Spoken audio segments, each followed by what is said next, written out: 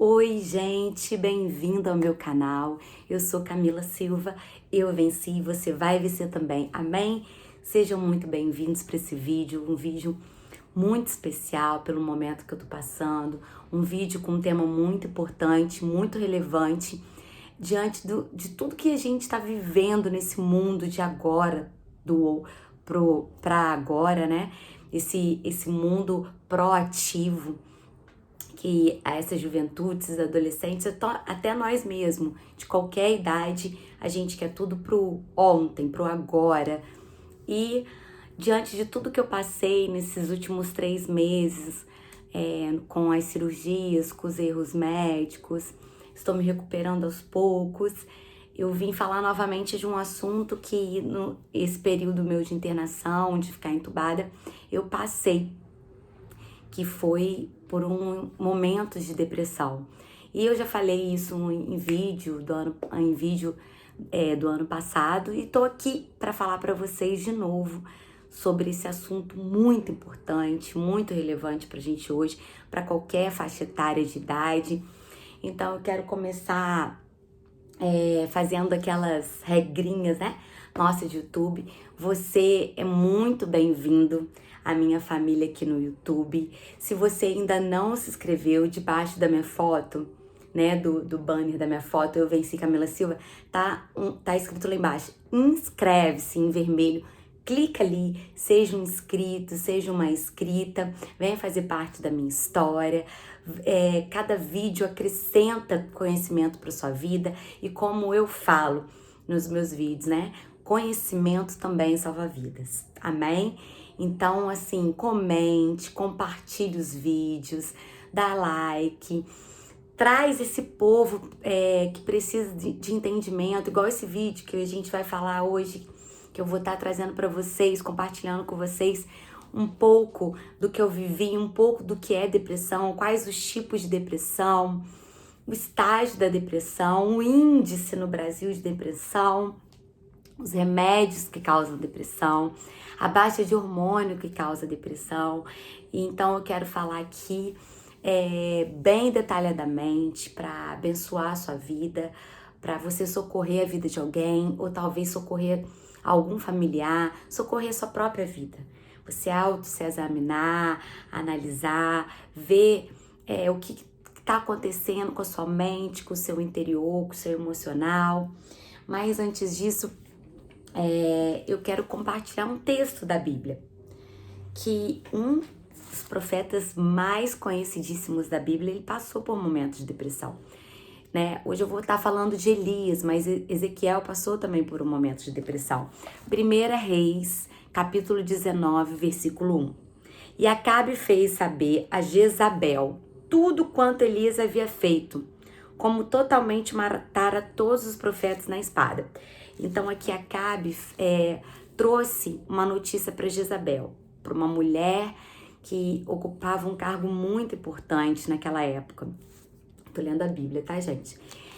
E aqui diz que ele contou os fatos do que Elias fez ali diante dos profetas, de quantos profetas Elias matou, né? Porque eram profetas que serviam deuses, vários deuses. E ele trouxe essas notícias de Jezabel. Olha o quanto Elias é um profeta importante. Olha o que Elias fez. Então Jezabel mandou um mensageiro a Elias. Ela ouviu o que Acabe falou, o rei Acabe falou, e ela se prontificou, tipo assim: Acabe, espera aí que eu vou resolver isso. Quem é esse cara para estar matando os nossos profetas? Quem é esse tal de Elias que matou um monte de profeta? Eu vou mandar um recado para ele. E aqui diz assim, versículo 2, mandou um mensageiro a Elias dizendo: assim que me faça os outros deuses de outro tanto, se de certo amanhã a esta hora não se puser sua vida a um deles. Então aqui Jezabel ameaçou Elias de morte. Versículo 3. E vendo ele, se levantou para escapar e salvar a sua vida. Elias fugindo de uma mulher. E foi a Berseba, que é de Judá, e deixou ali seu moço. E ele foi-se para o deserto, caminhou um dia e veio e se assentou debaixo de um zimbro.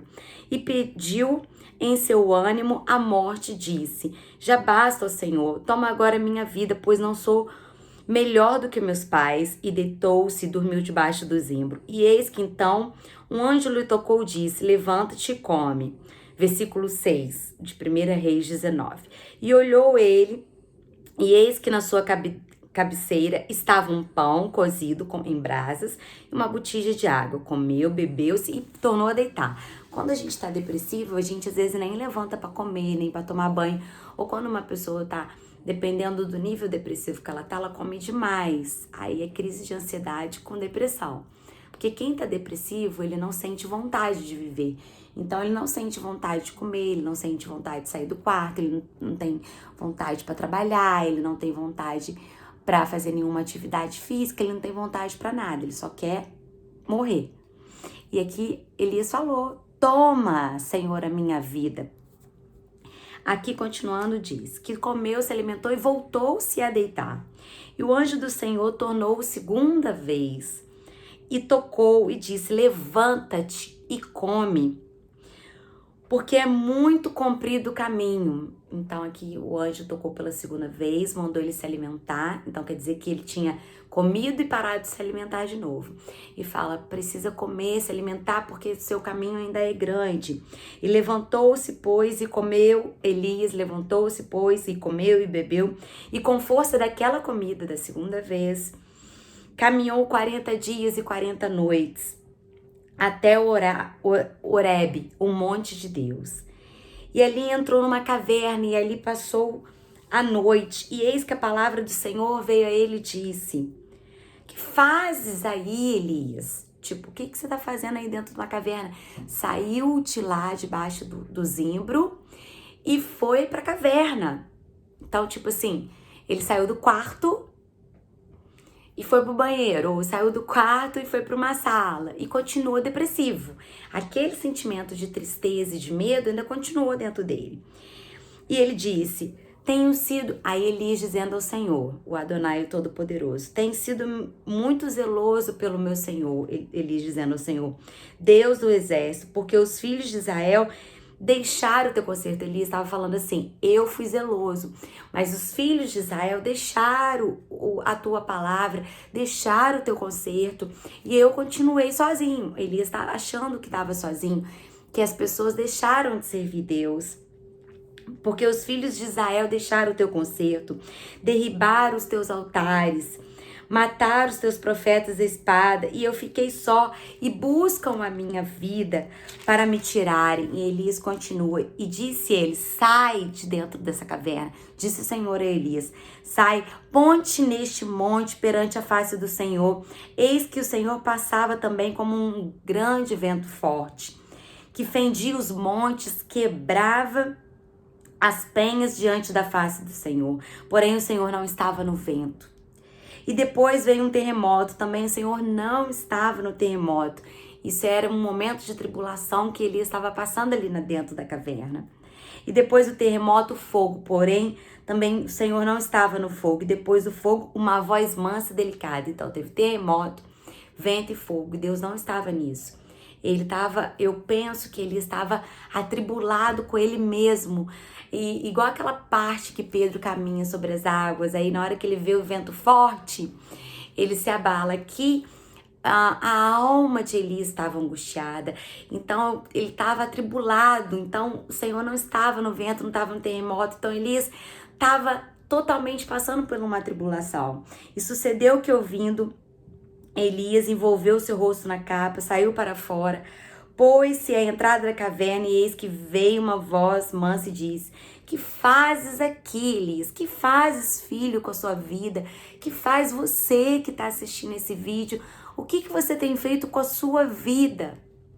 O que você tem feito com a sua mente? O que você tem depositado no seu coração? O que você tem alimentado na sua alma? Essa pergunta envolvia várias situações. O que fazes aí, Elias? Disse o Senhor. E ele disse: eu tenho sido extremamente zeloso, de novo, pelo Senhor, Deus dos exércitos, porque os filhos de Israel deixaram seu conserto pela segunda vez. Elias responde da mesma forma: derribaram os altares, mataram os teus profetas a espada, e eu fiquei só. E buscam a minha vida para tirarem ela de mim. E o Senhor disse a ele: vai, volta pelo caminho para o deserto de Damasco. Vem, unge Azael, rei sobre a Síria. Também a Jeú, filho de Ninsim, ungirás reis de Israel. E também Eliseu, filho de Zafate, de Abel-Meolá, ungirás como profeta em teu lugar. E ai de ser que escape da espada de Azael. Matá-lo-á Jeú, e escapar da espada de Jeú, e matá-lo-á Eliseu. Também fiz ficar em Israel 7.000. Todos esses 7.000 não se dobraram a Baal. Deus falando com Elias.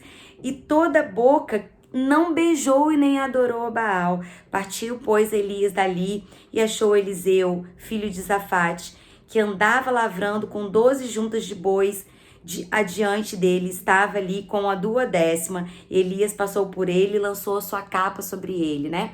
Elias passou a sua capa sobre Eliseu, né? Derramou a unção, compartilhou a unção de profeta que estava na vida dele para Eliseu, conforme o Senhor mandou. E aqui Deus fala para ele: Elias, você não está sozinho. A depressão, a gente começa a ter sentimentos assim, de incapacidade, sentimentos de solidão, sentimentos de baixa autoestima, sentimento de baixo humor, sentimento de duvidoso de várias situações, até da nossa identidade. Então hoje eu venho aqui liberar uma palavra profética para você. Você não está sozinho. Deus virou para Elias e falou: você não está sozinho, tem 7.000 lá fora que não se dobraram e não adoraram Baal. Então você não está sozinho. Se a tua família, a Bíblia diz em Salmos, se teu pai e sua mãe te abandonar, te deixar, eu, Senhor, sou contigo. Então se a sua família te abandonou, não te procura, você não tem familiar perto, sua família mora longe, você não tem vínculo familiar, nem materno, nem paterno perto de você, igual eu não tenho a minha família perto de mim. E eu não tenho vínculo familiar, diário. Então, assim, só por redes sociais.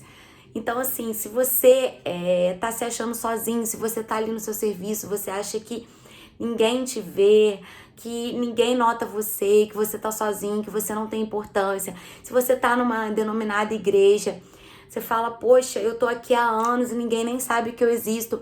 Mas não importa o que as pessoas pensam, o que importa é que Deus te criou, Ele te trouxe existência, Ele soprou o fôlego de vida, Ele tem propósito na sua vida, Ele tem um destino para você, Ele te predestinou com boas novas e te disse que você é mais do que vencedor. Lá em Romano diz: nem altura, nem profundidade, nem porvir, nem essas coisas que estão passando, a gente está passando por hoje.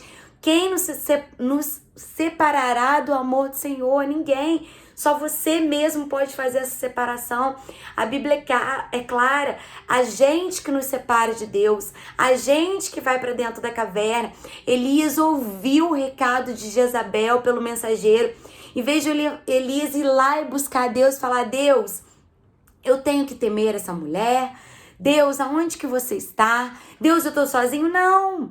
Ele simplesmente ouviu a má notícia, ouviu a ameaça, ouviu uma calúnia, uma difamação, ouviu um julgamento sobre a pessoa dele e simplesmente o que ele tinha, o que ele fazia, porque o profeta ele busca face do Senhor, o profeta ele busca direcionamento do Senhor.